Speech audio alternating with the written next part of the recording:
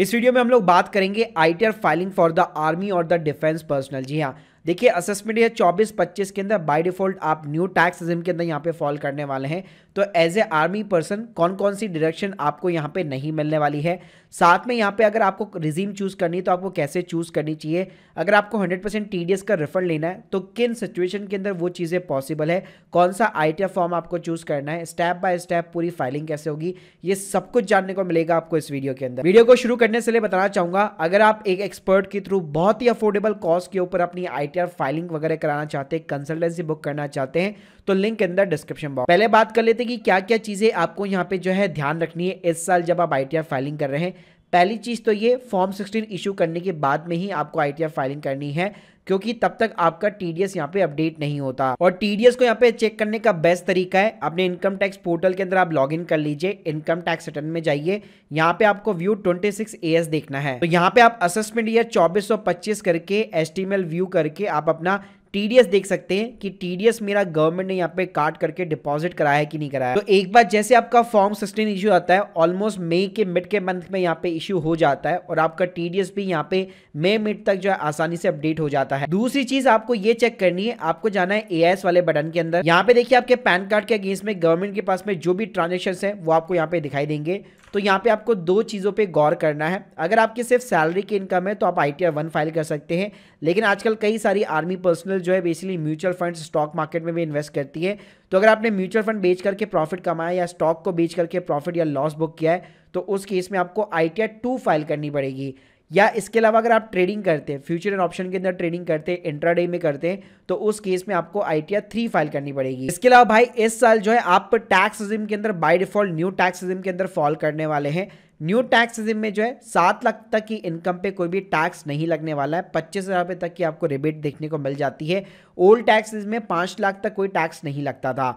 तो by default आप इस साल न्यू टैक्सेस में फॉल करने वाले। इसका सिंपल सा मतलब है, अगर 7 लाख के आपके नीचे इनकम है तो आपको हमेशा न्यू टैक्स रिजिम ही यहाँ पे चूज करनी है। लेकिन देखिए अगर आपकी 7 लाख के ऊपर की इनकम है तो आपको चूज करना पड़ेगा कि मेरे को सबसे कम टैक्स पे जो है किस में करना पड़ रहा है। अगर मैं न्यू टैक्स रिजिम की बात करूँ तो कुछ डिडक्शंस आपको अलाउ नहीं रहेगी, जैसे कि मैं अलाउंसेस आपको मिलते होंगे, यूनिफॉर्म अलाउंसेस वगैरह हो गया, या कोई भी अलाउंसेस जो सेक्शन 10 के अंदर एग्जेम्प्ट होते हैं। जैसे जब आप अपना फॉर्म यहाँ पे 16 भी देखेंगे तो यहाँ पे आपको जो है सेक्शन 10 दिखेगा, तो जिसके अंदर आप यहाँ पे जो आपको अमाउंट दिखता था न्यू टैक्स रिजिम के अंदर इसको डिसअलाउ कर दिया गया है। इसी तरह से आपकी जो 80C की भी जो 1.5 लाख की डिडक्शन होती थी वो न्यू टैक्स रिजिम में आपको नहीं मिलने वाली है।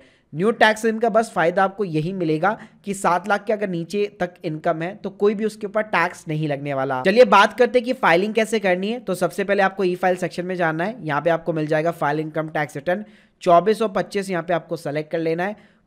जो मोड है आपको हमेशा ऑनलाइन रखना है, कंटिन्यू बटन के ऊपर क्लिक करना है, स्टार्ट न्यू फाइलिंग पे क्लिक करना है, स्टेटस अपना इंडिविजुअल रखिएगा। इसके बाद में यहाँ पे आपको आईटीआर फॉर्म जो है सेलेक्ट कर लेना है, टैक्स के स्टार्ट बटन के ऊपर क्लिक करना है। ये आपसे रीजन पूछेगा क्यों आईटीआर फिलअप करना चाहते हो, सिंपली आप अदर ऑप्शन चूज कर सकते हो। फिर यहाँ पे आप देखेंगे बहुत सारे आपके स्क्रीन के सामने शेड्यूल खुल जाएंगे, एक एक करके सबको शेड्यूल को जो है आपको कंफर्म कराना है। तो शुरुआत करते हैं हम लोग पर्सनल इन्फॉर्मेशन के साथ। तो यहाँ पे भाई सबसे पहले आता है नेचर ऑफ द एम्प्लॉयमेंट। तो देखिए आप एक गवर्नमेंट एम्प्लॉय से सेंट्रल गवर्नमेंट के अंडर में, तो यहाँ पे सेंट्रल गवर्नमेंट आपको सेलेक्ट करना है।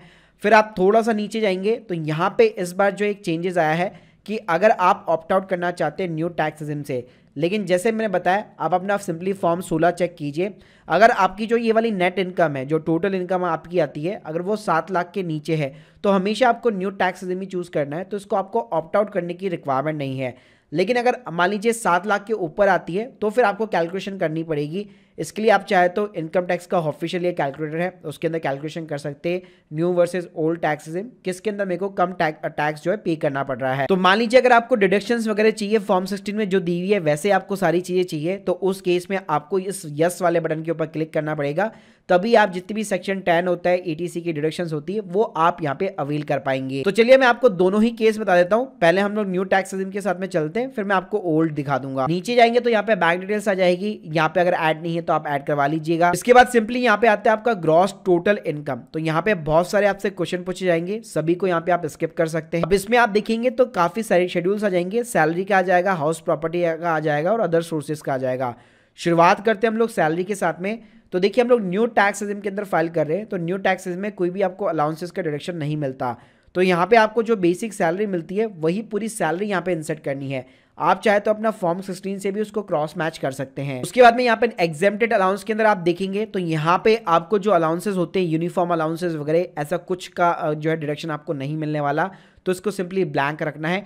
स्टैंडर्ड डिडक्शन बाय डिफॉल्ट आपको 50,000 रुपये मिलने देखने को मिल जाता है। इसके बाद में यहाँ पे आपको income from the other sources का कॉलम देखने को मिलता है, जिसके अंदर बैंक का इंटरेस्ट और एफडी का इंटरेस्ट, डिविडेंड, ये इनकम चीजें होती है।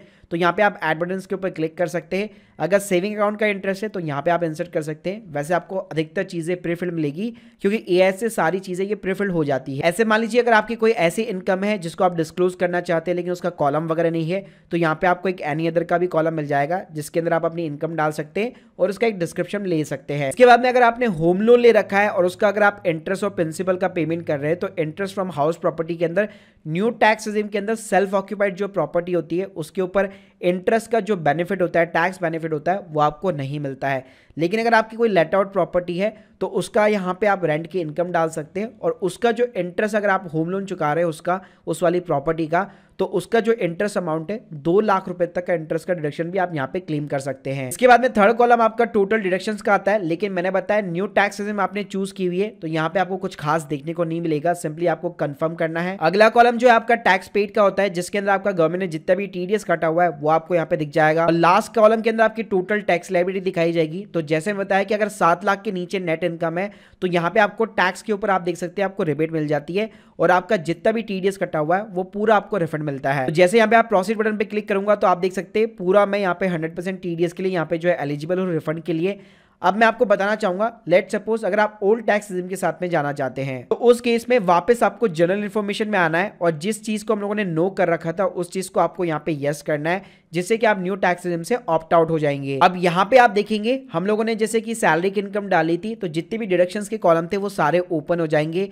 जैसे कि जो सेक्शन 10 का अलाउंसेस होता है, एचआरए, एलटीए, यूनिफॉर्म अलाउंस या जो भी आपको जिस भी टाइप के अलाउंसेस मिलते हैं वो सारे अलाउंसेस के कॉलम यहाँ पे आपको दिख जाएंगे। और इसके अलावा जो टोटल डिडक्शंस वाला कॉलम है वहां पे भी आप देखेंगे आपको जो एटीसी की 1.5 लाख की डिडक्शन मिलती है यहाँ पे वो कॉलम भी आपको दिख जाएगा। तो अगर फॉर्म 16 में मेंशन है या आपके पास में एटीसी की डिडक्शन है तो यहाँ पे आप क्लेम कर सकते हैं। इसके अलावा जैसे आपका 80D हो गया, 80TT हो गया, जहाँ पे आपका इंटरेस्ट जो सेविंग अकाउंट होता है उसका जो इंटरेस्ट होता है 10,000 रुपये तक माफ होता है, आपका टैक्स एग्जेम्प्ट रहता है, तो उसका डिडक्शन आप यहाँ पे अवील कर सकते हैं। इसके अलावा आपका हेल्थ इंश्योरेंस है या let suppose senior citizen parents है उसका मेडिकल एक्सपेंडिचर है तो 80D का भी कॉलम यहाँ पे आपको देखने को मिल जाता है। लेकिन ध्यान रखिएगा अगर यहाँ पे ओल्ड टैक्स रेजिम आपने चूज की है और आफ्टर ऑल डिडक्शन जो है यहाँ पे आपकी टोटल इनकम जो है 5 लाख से ज्यादा आती है तो ऑब्वियसली बात है उसके ऊपर टैक्स बनता है। तो यहाँ पे यही कंपैरिजन आपको करना पड़ेगा new tax regime old tax regime के अंदर कि किसके अंदर मेरे को कम टैक्स पे करना पड़ रहा है और किसके अंदर मेरा कितना टीडीएस कटा हुआ है,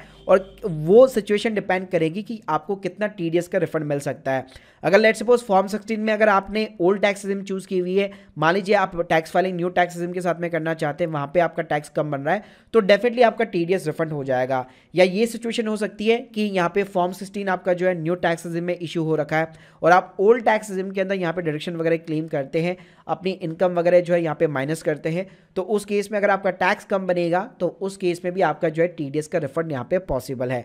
तो इस बार थोड़ा सा ये चक्कर है new versus old tax regime, तो ये आपको सबसे यहाँ पे इंपॉर्टेंट जो है वो ध्यान में रखना है। अब लास्ट में बॉस कुछ नहीं है, यहाँ पे आपको प्रीव्यू रिटर्न पे क्लिक करना है, आपको चेकबॉक्स के ऊपर क्लिक करना है, प्रोसीड टू प्रीव्यू बटन पे क्लिक करना है, या ऑफिशियल फॉर्मेट आ जाता है पूरा आईटीआर का। नीचे आप प्रोसीड टू वैलिडेशन बटन पे क्लिक करेंगे, कोई भी एरर होगा तो आपको दिखा देगा, वरना वैलिडेशन सक्सेसफुल हो जाएगा।